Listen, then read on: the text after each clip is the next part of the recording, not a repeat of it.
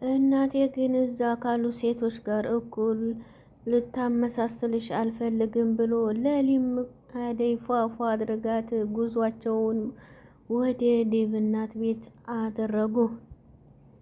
የዴቭ እናት እንግዲህ አደይን ስታያት እጅግ በጣም ተጸየፈችና ሰላም እጇን ብላ ስዘረጋላት እንኳን ቁጭ አለች። ስማ ዴቭ፣ እኔ እናትህ ያልወደድኩትና ያልፈቀድኩልህን ሰው እንዲታገባ በጭራሽ ልፈቅድልህም ሆነ ልረዳህም አልፈልግም ብላለችው። ማሚ መሆነሻል ዛሬ የሆነሽውና የነካሽ ነገር አለ እንዴ? እኔ እኮ ልጅሽ ሊቭ ነኝ። ምንድን ነው የምትይው? በጭራሽ ይቺ የመሰለች የገጠር ልጅ ያንተ ልትመጥንህ አችልም። እንዲያውም የክሌ ሀብትና የባለ ጸዴ ሰው እያለ እሷን ልጁን እንደምታፈቅርና እንደምትወድህ በተደጋጋሚ ነግራኛለች። እሷን እንዲታገባ አደርጋለሁ። ከዛ ውጭ ግን ከዛ ሌላ ነገር እፈጥራለሁ ብትል በራስህ ውሳኔ ብትወስን እኔ አልገባበትም ብላ እናቲቱ ወስናለች። እማዬ በቃ እኔ ንግግር ካንቺ አልጠብቅም። አደይን እኮ ትናንት ያፈቀርኳት ሰው አይደለሁም። ዋጋና መጽዋዕትነት ከፍዬ እስካሁን ድረስ አብሬያት የቆየሁት ነኝ። ብዙ ነገር ሆኝላታለሁኝ። እንዴት አሁን ተነስተሽ ይሄን ልትይ ትችያለሽ? እናቴ ሴትዮይቱ ምን ነካሽ? ዴቭም እንግዲህ በጣም ተናዷል። እናቱን አተኩሮ ያት ገባ። አደይም ደግሞ እንግዲህ በተናገራት ንግግር በጣም ተቀይማበት ስለነበረ እንግዲህ እናቴ አደገኛ ስለሆነች ልብስሽን ቀይሪና መሄድ አለብሽ ብሎ ወስኖ ነበር። ምንም ቢሆን ምንም እኔ መገመት ትችያለሽ፣ አደይን ያፈቀርኳት አሁን ሳይሆን ብዙ መስዋዕትነትና ዋጋ ከፍዬበታለሁ። እናቴ መሆንሽ ነው ከጊዜ ወደዚህ በተለይ ስለዚህ አንቺ ትዳር መያዝና ፍቅር መያዝ ደስተኛ አትመስኝም እያለ ነበር። ለሊና ባቡሬ ባንድ እየመጡ ነበረ። ሌብ የተጨነቀ ይመስላል። የተፈጠረ ነገር አለ እንዴ? ቀላል እሷ ፊት እኮ አልነግርሽም ብዬ ነው እንጂ ያልወደድኩትና ያልፈቀድኩትን ሴት እንዲታገባ አልፈቅድልህም ብለዋለች። የአደይ መጨረሻ ይሄ መሆኑ በጣም ያሳዝናል። ይሄ ፍቅር እኮ ብዙ ዋጋ ተከፍሎበታል። አሁን አደይ ከዴቭ ጋር ብትለያይ ምን ያህል ችግርና መከራ እንደሚያጋጥማት ታውቂያለሽ? ባቡሬ በቃ ለሊን ሲጠይቃን ነበር። ለሊም እንግዲህ በጣም ተገርማ አይ ይሄ እኮ ምንም ችግር የለው፣ መጀመሪያ እኔ ሽር አድርጋታለሁኝ፣ ከዛም በኋላ አብረን እንሄዳለን።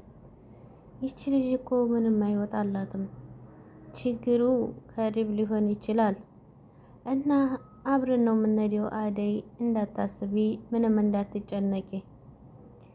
ለሊዬ እንግዲህ ያው አብራት ትሄድና ከለሊ ጋር ለሊም ከጎኗ ነበረች። ስሚ አደይ፣ ቀሚሶችሽንም አዳዲስ ልበሺ፣ ምክንያቱም እናትዬ በጣም ወጣ ያለ ባህሪ ያላት፣ ፀጉርሽንም ታሳምሪና። አይ በጣም ተናዳ እንግዲህ አደይ፣ አንተ ምንድን ነው የምታስበው? ታፍርብኛለህ ማለት ነው? እኔ በቃ እንደዛ ተውና በራሴ ነው ፀጉሬንም አልቀይርም ልብሴንም አልቀይርም። እኔ ታፍርብኛለህ እንዴ? አይ አይደለም፣ እናቴ እኮ ናት እንደዛ ያደረገችው እንጂ እኔ አይደለሁም። ለሊ ለማናቸውም እኔን አትረዳኝም፣ አንቺ አስረጅልኝ ይላታል ዴቭ። እኔ አምኜና እንግዲህ በጣም ግራ ስለሚገባኝ እኔ አሁን ባቡሬ አንተ ጠይቅልኝ፣ አንተ አረጋጋት እያለ ነበር ዴቭ። ስለዚህ ምንድን እያላት ነበረ ዴቭ? አደይን እንግዲህ ያው የአደይ መጨረሻ እንደዚህ ሲሆን በጣም ከባድ ነው። ምክንያቱም እንግዲህ እንደሚታወቀው ዶክተሩን በጣም ይወዳን ነበረ።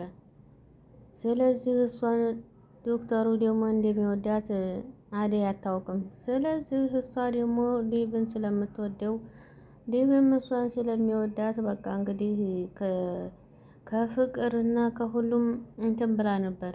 የዴብ እናት በጣም ልትወዳትና ልትቀርባት አልቻለችም። ፍቅር ምንድን ነው ያደረገችው? በስልክ ትደውልና እንዴ ልጅሽ እኮ ሊያገባ ነው፣ ሰራተኛ ሊያገባ ነው ብላ ስለነገረቻት ነው ቀደም ብላ የመጣችው። ለማንም እንድትናገሪ እኔ አልፈቅድሽም፣ ስለዚህ ይገሉኛል ብላ ነበር ፍቅር የተናገረችው። የዚያን ጊዜ አይተሻትና መተሽ ስትረጂ ነው እንጂ አሁን አትረጅኝም፣ መተሽ ማየት ትችያለሽ፣ የኛ ሰራተኛ ነበረች እያለች እንግዲህ ፍቅር ተናግራ አካብዳ ተናግራ ነበረ። ፍቅርን በተናገረችው መሰረት የዴብ እናት መጣችና ምን ያክል እኔ ቢደፈር ነው? እኔ እኮ እሱን ሳሳድገው ብዙ መስዋዕትነት የከፈልኩበት ልጅ ነው። ስለዚህ ለእኔ ይሆናል አይሆንም የሚለውን ግዴታ ማየት አለብኝ። እንዴት እንደዚህ ሊሆን ይችላል? እኔ እኮ ልጅን ሳሳድገው እንደዚህ አይደለም ያሳደግኩት። በጣም ከባድ ሴትዮ ናት። የፍቅር እናት እንግዲህ ባህሪዋን እየተናገረች ነበረ። ቤቱን እንደዚህ ቆሽሾ ማየትም አትወድም። በዛ ላይ ደግሞ እንግዲህ ያው ቻሏት ባህሪዋን እንደዛ አድርጋችሁ ሁላችሁም እንትን በሉ ስትል ነበረ። ስራችሁን በአግባቡ አትሰሩም እንዴ? ልብሱንም በቃ በወጉ የዘንድሮ ሰራተኛዎች ተፈለጋችሁ በቃ ምንድን ነው አዝዱ፣ በቃ ቀይሩ። ለምንድን ነው እኔ ሌላ ሰው የለበሰውን ልብስ ስለብስ አራጅ ካለብኝ እኔ ይሄን አልለብስም እና ቅድም የተሰራውን ምግብ እኔ አሁን ልበላ ነው እንዴ? እንደዛ ብሎማ ነገር የለም። በቃ አዲስ ምግብ ስሩልኝ። እኔ እንደዛ አይሆንልኝም።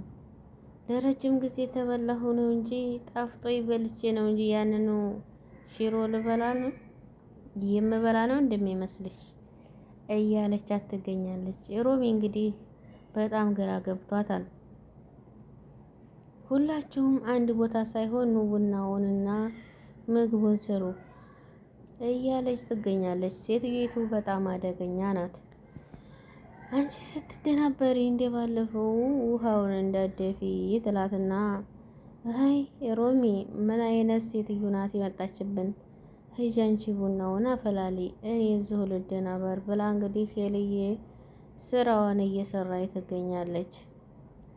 የዴብ እናት በጣም ጀግናን በቃ እንትን የሚለው ብቻ ለሰራተኛ ምንም ክብር የላትም።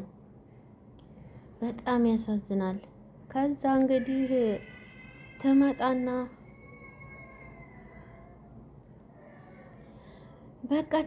እንግዲህ ወየት እየሄዳችሁ ነው? ዴብና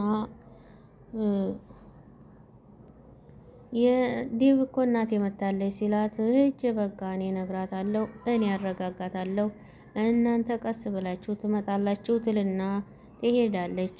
በሩን እንግዲህ ቆርቁራ ስትገባ እንዴት አንቺ ቆርቁረሽ አትገቢም እንዴ? ማነሽ አንቺ? እኔ እኮ ማምዬ እኔ እኮ ነኝ ብላ ትገባና በይስቲ ነው ልሳምሽ እንዴ? እንደዚህ ተልቀሻል እንዴ? በቃ አንቺ ነሽ።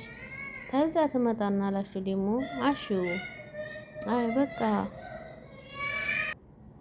አሹ በቃ እሷ እኮ አባቴን አትወደውም። ለምን እንደው አላውቅም፣ ምክንያቱም ልነግርህ አልችልም ትልና ትሄዳለች።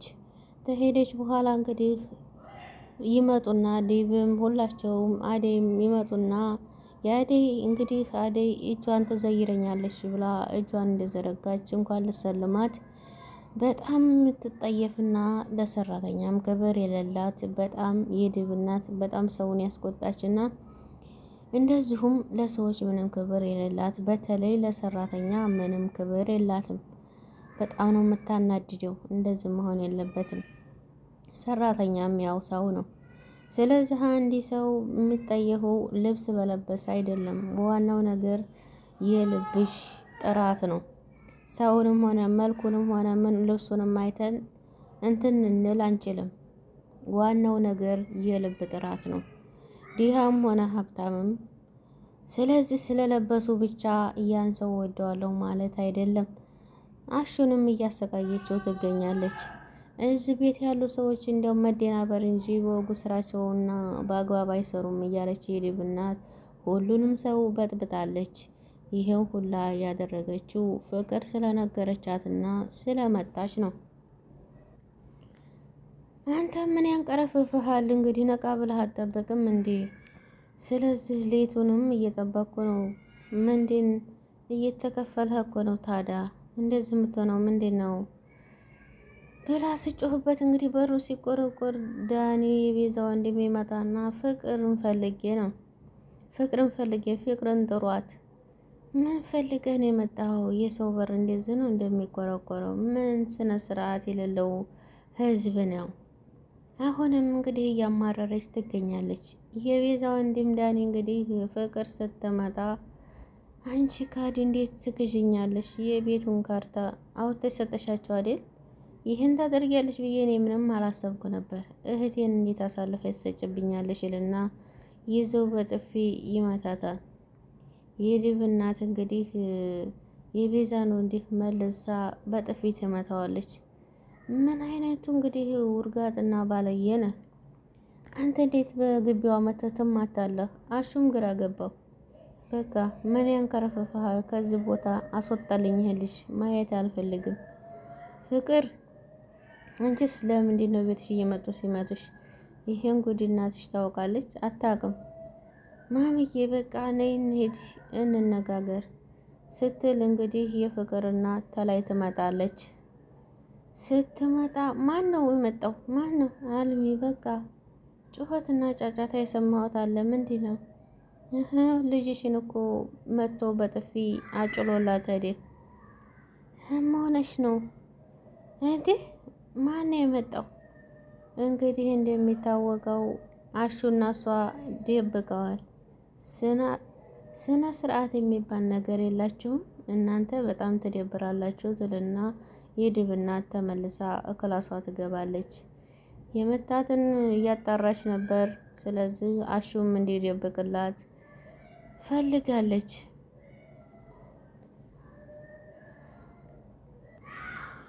የአደይ ድራማ እንግዲህ መጨረሻው ይሄ ሆኗል። በነገራችን ላይ የዴቭ እናት በጣም ከባድ ሴት ናት። በዚህ ምክንያት እንትን ልትቀበላቸውም አትችልም። በጣም ተንኮለኛ ሰው ናት። ለሰራተኛ ክብር የላትም። ሰራተኛም ሰው ነበር። ስለዚህ ዴቭና አደይ በዚህ ሁኔታ ሊቀጥሉ አይችሉም። ሰራተኛ በመሆን የምታፍርብኝ ከሆነ ይቅርብን ብላለች። አደይም በማንነቷ የምታፍር አይደለችም። ሰራተኛም ቢሆን ሰው ነው፣ ሰርታ የምታገኘው ነው። ለውጥ ለማግኘት መስራት ያስፈልጋል።